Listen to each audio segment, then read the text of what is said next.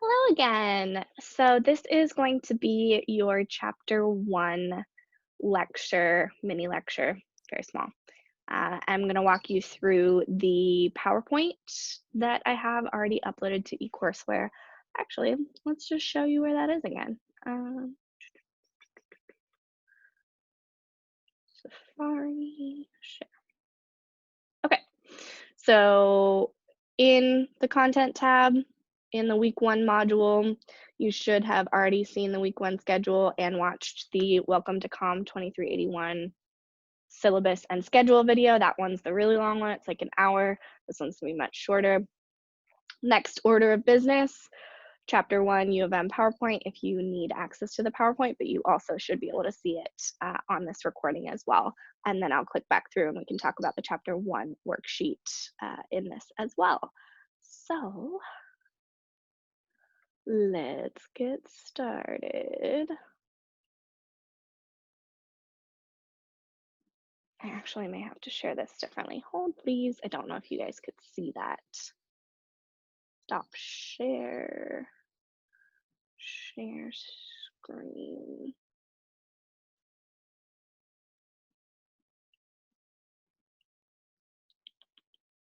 Ah, okay.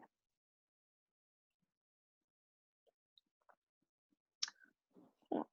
So you should be able to see that. I wonder. Should still be able to see it, I hope. Ooh, fingers crossed. So this is chapter 1, your introduction to public speaking. Hopefully you will have already read the chapter before interacting with these materials, but I also understand that people may have difficulties getting their hands on the textbook and whatever. I have answered previous questions to that in the chapter, or not the chapter, the syllabus/schedule video. So let's dive in and talk about chapter 1.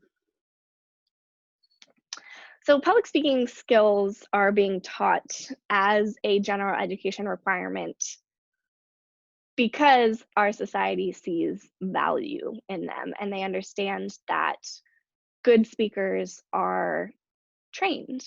They are not just inherently good speakers. Very few people come out of the gate just being comfortable and possessing the organizational skills and delivery skills necessary to be a good speaker.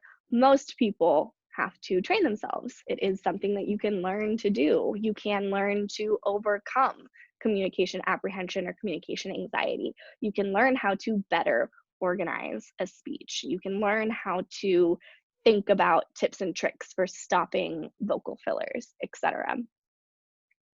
You likely already know a lot of really good speakers, either if they are good speakers for positive reasons or if they are kind of infamous for their speaking capabilities. And you can see some of those very iconic images below or adjacent. I don't know where on the screen I am for you. There are lots of benefits to having a strong background in not only communication, but oral communication specifically. Your textbook talks about personal, social, and cultural benefits. At this point, I would normally ask, like, can you think of some personal, cultural, or social benefits to communication? But now I have to answer that question because y'all are not live in this video with me. So personal being things like being able to get a job, so many jobs. There's a chart later on in this presentation.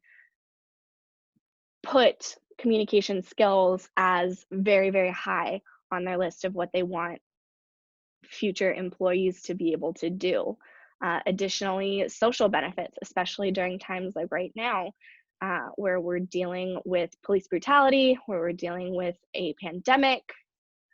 People have different opinions and different views, and learning how to respectfully and calmly suggest those differing opinions can be really helpful, especially in all of the social media information being put out there. And then cultural, being able to effectively learn how to appreciate a culture that's different than yours. and noting that there are some barriers to being able to accept different cultures and how to address those communication barriers. So all of these reasons and many more in your textbook make communication super important, but also there's a level of apprehension, there's a level of anxiety. That picture on the screen is super terrifying for a lot of people. There are so many people in the world, that classic Jerry Seinfeld quote, that would rather be in the casket than giving the eulogy. I rather would talk to 100,000 people than do a whole lot of other things, like touch a snake or, I don't know, have to kill an animal since I'm vegan or something. Like, ooh, I would much rather give those speeches, but I have also learned those skills. So I'm hoping that I can pass those skills along to you. And if there's something, we'll go over a little bit of the difference between communication apprehension and communication anxiety at a later point. There's a whole chapter on it. But if that is something that is more significant for you than just, oh, I don't like giving speeches, a little bit nervous, I can get you there. We are going to work on it together. And there's the chart that I was talking about, able to effectively communicate orally with my cute little red star next to it. That's what jobs want.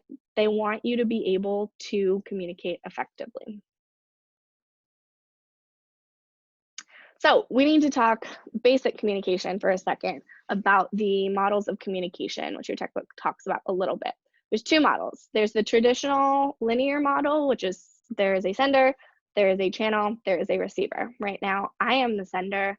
The channel is actually computer mediated, which is a little bit different. Normally I'm doing this in person. And you are the receiver. There could also be unintended receivers. My YouTube channel is public. So there could be people who stumble onto it when they're searching for me, people who potentially would give me a job, or people who found one of my publications and want to learn more about what I do, or whatever else. My mother Googling me, anybody could find it, right? So I have both an intended audience and kind of an accidental audience. This is very one direction, and this kind of linear model of communication is not necessarily always as effective. Typically, when I am teaching public speaking, it's face-to-face, and I'm getting a lot of feedback from people, even nonverbal feedback, people sitting up in their chairs, or people looking at their phones in their laps. Like, you can see all of this and see if the people are listening and see if they're understanding what you're saying. In this computer mediated channel that's asynchronous, you don't get that feedback. So it's oftentimes not as effective, and you have to use different communication skills when doing that. You're using that channel. Then we've got the transactional model, and this one accounts for so many more aspects of communication. Instead of making it a kind of one direction, I'm giving you this information, the end kind of system, you understand that the communicator is on both sides. It's both y'all and me. And so I have to encode information by thinking about it in my brain and then figure out how to say it out loud in a way that you can then take that information into your brain, decode it, and understand what I meant. And that process isn't 100% foolproof. I can be talking about something and describing a big creature that is gray and has a tail, and your first go-to might not be elephant because I'm not encoding the details as effectively. Or maybe there's noise, like you see in this chart. Noise can be both external noise and internal noise. You may have heard a little bell dingling around in my apartment. My cat is black, and if she doesn't wear a bell, I have no idea where she is. So that's external noise. Or since I'm recording in my apartment and I live on Poplar Avenue, you might hear a fire truck going by, or my air conditioner kicking on. When I teach on campus, there's a very specific room on campus that shares a wall with a bathroom, and you can hear the toilet flushing. So external noise can take your focus either as an audience member or a speaker during this communication process, but you also have internal noise. So things like it's 1:25 and I haven't had lunch and I'm hungry and I'm thinking about what I'm going to eat for lunch, or I'm thinking about the next video that I need to record for y'all, or you're thinking about that fight you just had with your significant other and like, oh, I really wish I could have said this. It's too late now because they're gone. But your internal noise also impacts or acts as a barrier to effective communication. So there are multiple channels involved. This model is much more inclusive and accounts for much more of the variance in communication. And these pieces are important to know for like things like quizzes. Okay. So messages, I'm not going to read things like definitions to you, but we've got nonverbal and verbal behaviors, messages, things like verbally, I'm telling you about dress codes right now. But non-verbally, if I had showed up in my PJs on the first lectures, that may have impacted my credibility, right? This is always a good place for me to say, I don't expect you to go out and buy suit jackets if you don't already have them. If you would like to dress up for your speeches, fantastic, go. But I am not going to require, it's super classist of me to require anybody to go out and purchase professional business attire for a public speaking class. That being said, you can often use nonverbal messages, like I have my University of Memphis Communication Department t-shirt on. If I am giving a speech about communication, that could be part of a visual aid. Or when I give speeches about or presentations about sexual education, I usually wear my Practice Safe Sex t-shirt. So you can use your appearance to your advantage in that.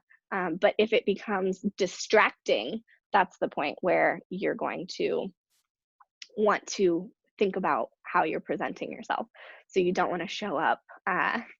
One year I had someone show up in a crop top and toe socks and flip-flops, and I was so distracted by their outfit that I could not listen to what their speech was. So make sure that if you are intentionally using your wardrobe to make a statement, like you're giving a speech on sleep disorders and you want to wear pajamas, rock on, makes sense. But if it becomes distracting, that's when you want to alter that. Another part of the communication process, channel. So channel changes how we understand the message. So if you're on this unidirectional channel with me right now, you're going to be able to understand me a little bit better than if you saw me type out all of this information and then you were just reading it. So you're going to understand verbal communication a little bit better than written communication as far as things like tone, which I talked about in our last video. So let's say you get a text message that says, I never said she stole my money. People are going to put their own emphasis on different pieces, and this can get really messy really quickly. So things like, I never said she stole my money means something different than I never said she stole my money, right? And you can always have great intentions and intend for the message to go one way, but that decoding process that's happening in your audience, based heavily on the impact of the channel, is going to change how you understand something. So especially one directional channels like TV news broadcasts and things where you're like not able to ask questions and get feedback and whatnot, make it a little bit more difficult and can act as a barrier to effective communication. Let's talk about a couple more barriers to effective communication. This is a huge problem, and it's something that we're going to talk about in this class, because if you are being ethnocentric, that's something that can prevent you from being able to learn about somebody else and their perspectives and their differences and similarities between you. And that's the whole goal of being a human, is to learn about other humans. And so ethnocentrism, this is directly from your textbook, is not just, I think my culture is awesome. Like, I am a proud Californian, even though I was not born in California, but I lived there for a very long time and I love California. Totally fine. The second that I start saying, I love California and Tennessee sucks, every other state sucks, I'm now being ethnocentric. So saying that your own cultural ways of seeing and doing things are the correct ones, your own perspectives and behaviors are the correct ones, and other places are at best questionable, at best suspect, and at worst inferior.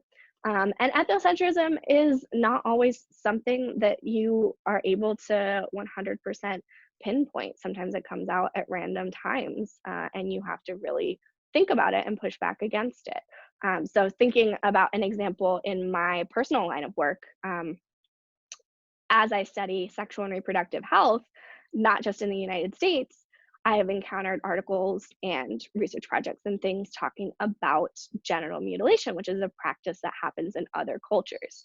It's really difficult for me, as someone who is a fierce advocate for effective and inclusive sexual education, and consent while performing sexual education courses and sexual and reproductive health practices.